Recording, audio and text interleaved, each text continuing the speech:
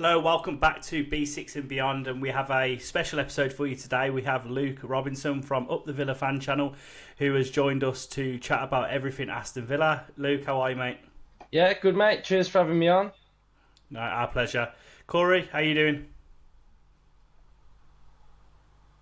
I'm not bad at all, Ben. I'm not bad at all. Looking forward to speaking to Luke today. So yeah, all good. How about yourself, Ben? You good? Yeah, can't complain. The usual things in life throwing you away, but we just get on with it, don't we? But the main thing is we're here to speak about the Villa, which is a positive to talk about. So, first bit, wanted to have a chat with you, Luke. Just a bit about yourself, really, and how your channel come about, and how that all become a thing. Yeah, like in COVID, I just started making Villa content, and yeah, it just started to do all right. And then I was working at Tony and Guy, and then it just started to get more popular. So I just decided to leave there and start Up the Villa like full time and just roll with it. So yeah, that's how it came about, really. Brilliant, mate. Yeah, so should we go on to a bit about the Villa? So I'll be honest, I didn't catch last night's game. Unfortunately, I was up very early this morning for work. Cory, I don't believe you watched it, did you? No, I had a bit of a late night the night before, so I was very tired and sort of dozed off before the game started. Luke, we'll leave it to you then, mate. Can you give us a bit of a breakdown of what happened last night and how it went, in your opinion? Yeah, it was all right. I think it was minutes into the legs to a lot of the first team. Unai gave pretty much everybody 45 minutes each. I thought Marlon starting up top was interesting, something a bit different. Normally he's on the right or off the striker, so I thought he had good link-up play with Rodgers. I thought Tristan Rowe played well at right back. I thought that Onana looked pretty solid as well. I think we looked quite dynamic. There was a bit of pace to the team, which sometimes is a bit lacking. I think Marlon added that up top, and then Unai rang the changes, and Watkins came on. Cash, etc. And I think Cash actually played quite well going forward, to be honest. Watkins took his goal really well. I thought Bogard was pretty impressive as well, being pretty versatile across wherever he plays under Emery. So, yeah, it was just a good, solid workout. Another goal that we conceded from a mistake. So, hopefully, we're getting rid of them before the season starts. But all in all, just pretty decent, really. You mentioned Lamar Bogard there. Personally, I don't know how you guys feel about him. I'm a massive Lamar Bogard fan, and I think this could be a season where he gets a lot more minutes in the team, and I really do hope so. We'll see what happens with obviously incomings and outgoings, but I really do think this year he'll get a little bit more time on the pitch. Yeah, I think he's really versatile. Right back, right-sided centre half, centre midfield. It looks like he feels like he belongs part of this team now. I think maybe when he was chucked in to start with, he probably felt a little bit sort of like he didn't belong part of the squad. But I think now he's getting more composed. I think he's a calming presence, and I think that mirrors what Unai Emery wants to get out of him. So I think as things stand from my point of view, I think he might be our right side centre half backup really with how this window's going. Yeah, we'll touch on the window in a little bit because I'm sure we've got a lot to talk about there. What do you think, Cory? How do you perceive Lamar Bogard? Yeah, definitely. I mean, I'm a massive fan of Lamar Bogard's. I've sort of said this in previous podcasts, and I echo your thoughts. I think this is probably going to be his season. I think last season he was under a bit of unfair, shall we say, opinions from some people. He's still a young lad. It was his first sort of season properly getting into the team, and he was playing out of position, playing right back, playing centre back in games, coming on against tough teams, tough opponents for sort of first minutes. But I think we're now sort of seeing when he's playing in his proper position and he can actually have time on the ball and distribute it in pre-season, he's definitely showing the player that I think he could turn into. I mean, obviously he's still young, he's 21 years of age, Dutch international, obviously with the under-21, so he's played with the likes of Ian Maatsen as well, which helps, and I'm sure he's probably done a couple of training sessions with Marlon with the Dutch team as well, if the under-21s would have played with the first team. So it's exciting times, and I think maybe potentially that could be someone who sort of saves us a bit of money in terms of having to look for a Konza backup. That could be the man who slots in straight away. Do either of you read anything into Jacob Ramsey not playing? Obviously, with the West Ham links that have obviously been materialising over the last few days, and there is the thought process especially from within the West Ham community, that the agent of Jacob Ramsey is very close to West Ham's owners, I'm led to believe. Do you see anything in that with him not playing? I mean, he was there, wasn't he? So he did travel in with the first team. So I don't know. I'd imagine if he was close to moving, he might not actually be in his Villa gear rocking up at the stadium. But I don't know. I think generally, you look at Morgan Gibbs-White when he was close to leaving Forest. He was still playing pre-season games, and they'd already put a bid in for him. So I don't know. I think maybe he was being rested that he played the first 3 games. So yeah, I'd probably say there's nothing in it at the minute. Yeah, definitely. I mean, I mentioned to Ben off camera actually, because we sort of had this sort of question just on WhatsApp, and I sort of said I wouldn't read into it too much just because of Emi Martinez, for example. I think there was a lot of sort of reading into Martinez not playing in the last game with all the speculation, and then obviously he's gone and played 45 minutes yesterday. So I do think it is just a case of, like you say, Luke, we've been playing 3 games so far. We need to get players fit and up to speed. So giving those players who've sort of had the longer break for international windows and that sort of thing, give them the chance to get some minutes in the tank before Ramsey ends up tiring himself out before the season starts. No, it's a fair assessment. You know how it is. As soon as someone doesn't play straight away, he's out the door. Look at obviously the first game in America when obviously Emi Martinez didn't play, and everyone was like straight away, "Oh, is Emi gone? Is he gone? Is he going to Manchester United?" Which has been speculated, but who knows at this point. I don't see Emi Martinez going now. I think it's too close to the season for him to go. But again, we'll touch bases on the old transfer situation in a moment. The one we really want to get into now, who got another assist last night. I know Corey's really itching to talk about this one with you, Luke, as well. Daniel Marlon, what do we expect for him this season? I'll let you go first on this, Luke. I'll let you do your assessment from last night, and then I'll sort of pitch in. Yeah, I think he'll appear like a new signing, which is something that we need. So I think Emery takes time to get players settled into his system anyway. So I think the big thing is, like, where's he going to play? I think that's the biggest thing that I'd like to know, but I think we won't find that out until Newcastle at home. But I think it's interesting that he's played up top, he's played off Watkins, he's played on the right, and yeah, so I've got big things for him. I think this Villa side severely lack pace, and he's got pace in abundance. He's powerful. He's aggressive when he gets the ball. He's very, very direct, and I think that's something that Unai Emery will really like. So I think it'll be interesting to see where he actually plays for Aston Villa moving into the new season. But 3 assists already in pre-season. We saw what Rodgers was like last pre-season, how he took that into the season. So yeah, I've got big things for Marlon. I think he's going to have a real good season. I completely echo your thoughts there, Luke. We did a sort of keep Sal loan video for the YouTube, and I went on a bit of a tangent on Marlon. Just I love him as a player. I think everything I saw from him last season, even though it was limited minutes, he lit up the pitch every time he was on. He's so quick. His finishing ability is brilliant. Just the power he gets behind the ball. Like you say, I think the one big factor is, where does he fit in? If we do see someone like Jacob Ramsey end up leaving, does that mean it opens up that left-sided spot for Marlon? Will he play off the right like he has been doing in pre-season? Could he potentially be playing just behind Watkins as well, if we need to rest Morgan Rodgers or things like that? For me personally, the one thing I just want to see is I want to see him get more minutes. I think, obviously, last season when he was playing, we saw him getting the goals. Now in pre-season, we're seeing him get assists. And if he can obviously bring them both into the season, we've got a hell of a player on our hands. I completely echo both of your thoughts. I do think he will be that right winger. And there's been a lot of Villa fans screaming saying we need a right winger. Now I feel a lot of that is due to the form of Leon Bailey from last season, and at times it was like we were playing without anyone on that right wing.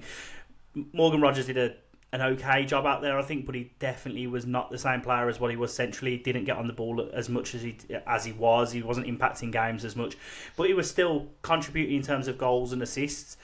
I do think Marlon will play on that right wing, personally, and I feel if we was to go and sign a winger, I actually do think we do need a left winger myself. Like we've got those left attacking midfielders, but it don't really give Unai Emery that adaptability in the formation, because he don't have anyone that can play out and out as a left winger, in my opinion. So he's quite limited to how he plays, and I feel we did need that last season. And when Rashford briefly come in, I know he played out there for a period, but I thought we looked quite threatening when we had just a different option, should we say? Yeah, definitely. And I think as well, I mean, obviously we'll touch on this as well slightly. I know you mentioned him earlier, Luke. Matty Cash as well, obviously I've heard very good reviews about him from last night's performance, and one of the things I spoke about in a previous video that myself and Ben have done is how his better performances seem to be when he's going forward for Villa. He's obviously, we understand he's not the best defender in the world, but he seems to be going, when he goes forward, that seems to be where his strengths are. Did you notice sort of a connection between him and Daniel Marlon when they were playing? Is that a potential sort of link up that we could get used to seeing as well, do you reckon? Or was it more sort of the forward players linking it? Yeah, I think he just had more license to go forward, Cash, which I think is good. I think it comes from Unai, the reason why he cuts back so much.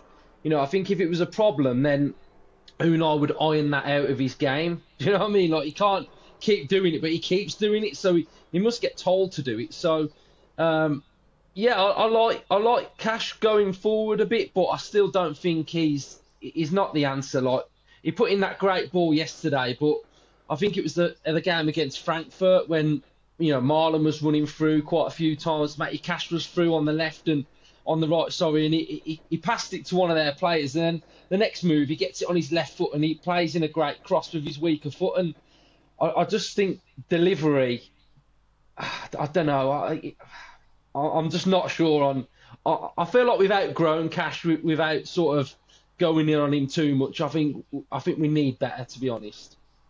To be honest with you, I think you're at the right place for this. Ben obviously has a bit of a history of Matty Cash, shall we say, with Matty Cash messaging him privately. But I think that's the thing is, obviously, I really like Matty Cash. I completely agree. I do think we've outgrown him as a starting player. I think he's a good option to obviously have off the bench potentially because of that versatility, being able to play a bit further forward as well. We obviously saw those purple patches against Burnley a couple of seasons ago where he's playing right wing and he got a couple of goals, and I think last season he played right wing a couple of times and probably looked a bit better than Bailey did there as well. But I completely agree in terms of the actual crossing ability and things like that, it's not what we need. We need someone who, if we're going to have the players who can put the ball in the back of the net, you need someone who's going to be able to put the ball into them to do that. Ben, I don't know about yourself, obviously. Don't get me wrong, I'm not Cash's biggest fan. I've openly said that multiple times, but I personally, if we were, and this leads us nicely into our next topic potentially, I would put the money elsewhere rather than investing in a right back, unless the right player come available that is going to be an instant improvement on the side. Cash, he can do a job. Let's be realistic. He can do a job, and he can do a job to a very, very good standard. Ultimately, he was part of the side that took us to the Champions League, so as much as he can be frustrating at times, he's still a genuinely decent Premier League right back, I would say. He isn't a Champions League level right back, but ultimately he does a job. So on that point, I think it's a good opportunity just to touch on the transfer window so far and how that's going for Aston Villa, or should we say lack of going. It's just been a lot of outs, should we say. I know obviously we've got our issues around SCR, which are widely publicised. Well, I say widely publicised, everyone in the Villa community understands it, but you ask anyone outside the Villa community and they'll be saying we've got PSR issues, which I don't know how many times I need to say. We do not have PSR issues. What do you see for the remainder of the window, Luke? I don't know. I think we've got to get rid of the players that we need to get rid of. I mean, then Donker, how do you get rid of him?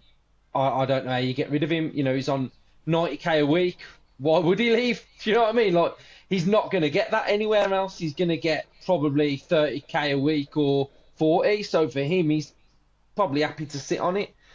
Buendia, I think we'll look to try and move him on. Bailey was rumoured to be linked with Saudi. That's all gone quiet. So it looks like Villa's business is being relied on outgoings, and normally those happen very late on in the window when clubs try and get a little bit more of a bargain. You've set a price, but they come back in later on and with a lower price than what you tated them at. So I imagine we will be busy. I imagine we want to make signings. Like you guys are saying, I think right back probably isn't the priority now. I think probably a player out wide is more of a priority. A second striker. Watkins can't play 50 odd games this season. He's maybe we'll move Marlon around, but I think without Rashford and Asensio, the numbers are quite low with attacking players. Now, the only other attacking player we might have on the bench is someone like Jimo Aloba. So is he promoted to the first team squad? So I think attacking areas are where Villa need to bring in some players and really hone in on trying to get goals spread around the rest of the team as well. Yeah, I totally agree, mate. I think if you look at our first 11, if we put down our first 11 on paper, I don't think we're weak at all. And I think this is what a lot of people are forgetting. We haven't specifically lost anyone other than the loan players that went out. So it's just that strength. It's just that depth now, isn't it? That depth has royally took a battering after the Disassi, as you just mentioned, Rashford, Asensio leaving. But ultimately, for me, I'm with you. I definitely think we need some strength in depth on that wing. I think centrally, centre of the park. I don't know about you, Corey, but I think centre of the park we are absolutely stacked. I've said multiple times. I think one of our biggest problems is the wages that we've put in that area. I know McGinn can play a little bit further forward, but you've got McGinn, Onana, but Yuri Tillemans, Kamara, all on 100k plus a week, and when we're not bringing in the revenue to match that, it's we put ourselves in this position ultimately. But I see the club did it strategically. Ultimately, they knew that we were going to have to spend more to try and compete with these teams, and we knew we were going to buy and sell. We've done it every single season, but at the moment, going into the season, it feels like we're a bit similar of a position as Newcastle. Our first 11 is very, very strong, but when you look past that, it starts to get a little bit twitchy in certain areas. How do you feel about it, Corey? Yeah, I completely agree. I think obviously, like you said, the one big factor that we've sort of got that potentially a team like Newcastle are struggling with at the moment is we've not lost anyone at the moment, which is obviously a big factor for us. I think obviously the reports from the last couple of days are that Villa are looking for, I think it's a right back, a right-sided centre-half, right winger and a second striker. That's the sort of four positions that Unai wants, and the reason we haven't done anything yet is because of the fact that Bailey's not gone, Martinez hasn't gone. We've not got rid of these players, which obviously is always going to be a factor. I guess the biggest concern there is, as we say, do we end up letting a Leon Bailey go for cheap, which I reckon we could probably get about 20, 25 for him at the moment. Potentially if Saudi come in, you could be looking at that 30 mark with them. But again, if it's the end of the window, if you're only getting the 25, 20 million in, we're going to have to try and find another sort of Morgan Rogers style player where they end up being a bit of a gem, which is always a bit of a risk. You never know with those sort of players. In terms, obviously, the midfield, like you say, we're stacked in midfield. That's the one area where we've got the depth as well. Even the likes of Ross Barkley, who myself and Ben, I don't know about yourself, Luke, we've sort of said we could probably do with moving on now, as good as he is when he plays sometimes. It's the injuries and stuff are starting to come a bit now, and obviously he's getting towards that age where the injuries are going to affect whether he can actually give us the minutes we need. And obviously you lose him, then all of a sudden you stick Lamar Bogard in, who, like I say, I think he's going to have a great season, but it's not his preferred position necessarily, and it's still that thing of, right, Lamar, you're coming on as a 21-year-old to defend a 2-0 lead or 2-1 lead against Arsenal, for example, which is big pressure for someone of his age. I think it's just about being sensible, and as from a Villa standpoint, obviously, yes, it's frustrating we've not seen signings, but we've not seen anyone leave, and the Kamara deal was such a big deal for us as well. But Luke, I'd like to get your thoughts as well on that sort of thing with the midfield and that sort of area. Yeah, I think it's definitely our strongest position. We're stacked in there, um, and it kind of makes Onana a little bit of a luxury as well. I really like Onana, and I would like Onana to play. I think if you're looking at spreading goals across the whole team, I think for McPhee especially, he's a dream. We saw it at the start of last season, the goals that he was getting from set pieces. So I would really like to see us find a way of getting Onana in this team because we've spent 50 million on him and he sits on the bench as well. So I think it's important to try and get him in the team somehow, but it's difficult with the formation that we play. I don't mind Barkley. I think he's probably not on a lot of money. He pops up with the odd goal, and kind of without some of his goals last season, the late ones especially, we probably wouldn't have even got Europa League. So I'm kind of okay with Barkley, but yeah, I just think the rest of the rest of the forward line, we need to get some more players in, I think. I agree. I definitely think there's a world where we potentially see next season Yuri Tielemans playing in that 10 position again, Morgan Rogers potentially going out to the left, and then Onana Kamara in midfield. And I think that would be a ridiculous team if you have Marlon on the left, on the right, sorry, and then Watkins up top. That's a very strong team, isn't it? Talking about formations, how do you feel about this potential formation shift that's been spoke about? Yeah, I like it. I think it enables us to be a little bit more solid. I think, and I've said that I don't actually feel like Konsa and Pau complement each other that much. I think Pau's great with the ball at his feet, but he needs someone who's aggressive next to him, and I don't think Konsa is that player. You look at Forest and you've got Milenkovic and Murillo. They complement each other really well. Murillo can play. Milenkovic just heads everything, clears everything. So I actually think when you start adding Mings, Pau and Konsa, you start to complement that a little bit more. You've got a bit of everything, really. Pau has more cover. He's able to step up a little bit more because he knows he's got Mings behind him. So I actually really like it. We haven't really done it since the Rostock game. I think against Frankfurt, we were doing more of a hybrid where Kamara would make up a back three. And again, I don't mind it, but I would like to see Kamara fully engaged in central midfield. There's been a couple of times where he presses further up the pitch. I saw yesterday he was pressing along the edge of their 18-yard box, and that's the area I think Kamara can start to engage and be that player. I think Kamara, although he screens the back two really well, I think he's a better player than just someone that just has to screen. So I think the three centre-halves does allow Kamara to play a little bit more central, really. So I think Unai's got his different systems. It's probably game-dependent. We started the game more of like a flat back four, which was quite expansive. That was different to what we were doing in the second half.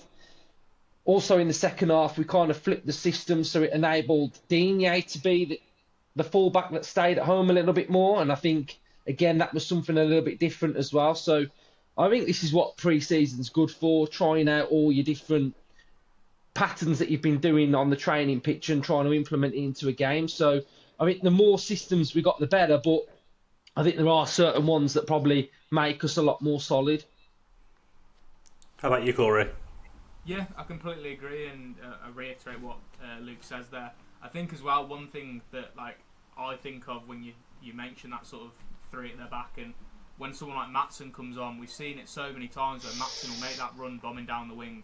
And as much as I love Mings can play the diagonals really well, but he doesn't seem to be able to play a ball down the line that well, whereas that's Pau Torres' bread and butter. We obviously saw it for the John Duran goal against Bayern Munich. We've seen it a few times last season and the season before, and I think with someone like Maatsen in those last sort of 20 minutes, if he's coming on and using his pace to get down the byline, that sort of thing, those sort of balls are going to kill teams, especially when you've got someone who can play it. And obviously with Kamara as well, me and Ben have spoke about Kamara so much about he's a luxury. He's probably the third best number 6 in the league, if not higher for some people. And like you say, yes, he's brilliant at doing that job in front of the defensive line, but if you can get him winning the ball further up, with the attack we've got, that's going to be brilliant for us. We're going to be able to score a lot more goals. I mean, the goal yesterday, I saw Morgan Rogers' goal yesterday. I know it wasn't Kamara who won the ball back. I don't think it was it McGinn who won the ball back? You might be able to help me out there, Luke. I'm not sure for Rogers' goal. Yeah, it was kind of like McGinn intercepted. He was pressing with Bailey, and he played in Marlon. Exactly that, and I think if you've got Kamara in that area winning the ball back, you've then got 4 or 5 players in front of him that can then just attack a back 4 or back 3, and in that moment you'd like to think that you're going to score at least 80% of those chances. So I completely agree. I think if we can get Kamara pushing forward, the luxury he has, and obviously we've seen Onana do it actually, funnily enough, like you say about getting Onana in the team. When Onana sort of plays that deeper role, he plays a lot higher than Kamara would. He tends to be the one pressing sort of their number 6 almost, another team's number 6. So yeah, it's a really good point. So if I had to put you both on the spot right now, who would be your dream signing for the remainder of the window? I actually quite liked the Appender link to play with Watkins. I think pace, power, he's got good numbers in the book. So someone like him, I think, would be good. I'd really like someone like Ferran Torres. I think he's a proper Emery player. We've been linked with Sola from Roma, again, a little bit like Buendia, but got a little bit more legs in him. He's got more power. I think him floating around could be interesting. So, yeah, attackers. I'm going to go on the flip side here, and although we've spoke about not necessarily needing someone in this position, I mean, I think I'm probably going to say Ben from our previous chats. If we do end up doing that 3 at the back, I'd love Denzel Dumfries. We've been linked to him the last couple of windows now, and obviously we linked to him a few weeks ago, and he would be the perfect sort of player in that back 5. He's physical, he gets up and down, he can get assists, he gets himself goals. So I think if that's the way we're looking at playing, definitely someone like him. I do echo obviously what Luke said about Sula. It's like a young Buendia, which Buendia at his best is a luxury to have. He's a luxury sort of player, but obviously he's sort of past that now with his injuries, unfortunately. Samu's another one. Again, he seems a very good player from Porto. I just don't see how that would work without Salem Watkins, which obviously I think we can all agree none of us want to happen. Appender was a good link. I think he was probably one of the players who impressed me most actually when we played against Leipzig in the Champions League. I mean, I wasn't impressed by Sesko at all. So people like that. Baumgartner, to be fair, he looked good against us. Someone like him potentially as well. He can sort of play in that 10 role. But yeah, I'd go Dumfries as a specific player. Ben, so if not Dumfries, we're going to sign the whole of Leipzig side. May as well. They've done quite well themselves, haven't they, Leipzig recently? Yeah, I am a real big fan of the Garnacho links. I am. I know some people probably aren't, but I think Emery would mould him into a gem. I do, and I think on that left wing he would be frightening because he's fast, he's direct, he's very tricky on the ball. His dribbling's top draw, and he can score goals. He's not a bad player. I just think ultimately it just hasn't worked for him at Manchester United. Similar to the Rashford story, but he's a lot younger. And like I say, I think if Emery got his hands on him, it'd be like a rough diamond. And I do think we would see a real good player, but I don't think we'll get him, unfortunately. I think his agent's probably just using us as a little decoy to try and get him to somewhere else, if I'm going to be honest with you. Corey, Luke, is there any other bits that you want to discuss while we're at it, Villa related? No, I'm all right. I'm all right. I think what I'll do is I'm going to introduce this segment, as I said to you, Luke, and anybody who's sort of watching. We're going to start getting some more guests on from other Premier League teams as well. So, Luke, I want your prediction for the season. What do you expect from Aston Villa, or what do you think's going to happen this season? I think we'll still be very competitive. I think we'll be in and around where we've been the last few years under Emery. I think there's a certain part of the fan base that's a bit doom and gloom, but I think while we've got Emery, he's never not finished in Europe, and I think we've still got a really good squad and players that didn't really get that many decent numbers last year, like McGinn. If Ramsey's still here, I'm looking at players like that to improve their numbers, their output. So I think if I had to pick a position right now, I'd probably say 6th. I think attack the Europa League. I think try and get as far as we can in that. But yeah, 6th would be my aim. Excellent. I think I've said a couple of times, I think if we can get that 6th or 7th spot, but really attack Europa League and win the Europa League to get ourselves back in the Champions League, that would be, well, it would obviously be an unbelievable season. We've not seen, well, I myself haven't seen us win a trophy. I know Ben and probably yourself, Luke, you probably were alive when it happened, but you were both quite young, so didn't get to watch it really. But I think that's the main thing, is getting that Europa League title and then being able to play Champions League football again next season. And obviously if we can stay competitive and finish in that 6th or 7th spot, because I still think teams like Tottenham and Man United are still below us at the moment. It doesn't matter, unless they come out and sign the future Ronaldos and Messis of the world, that they're still going to be behind us. And I think that's where we need to set our sights, is that as a benchmark it should be 6th, 7th as the minimum. Give me a trophy. I just want to see Aston Villa win a trophy. That will be mine. On that note, ladies and gentlemen, thank you for watching. Make sure to head over to Luke's channel, Up the Villa, and yeah, just drop him a subscribe and make sure to subscribe to our channel. And one last thing, ladies and gentlemen, as always, Up the Villa. Up the Villa. Villa.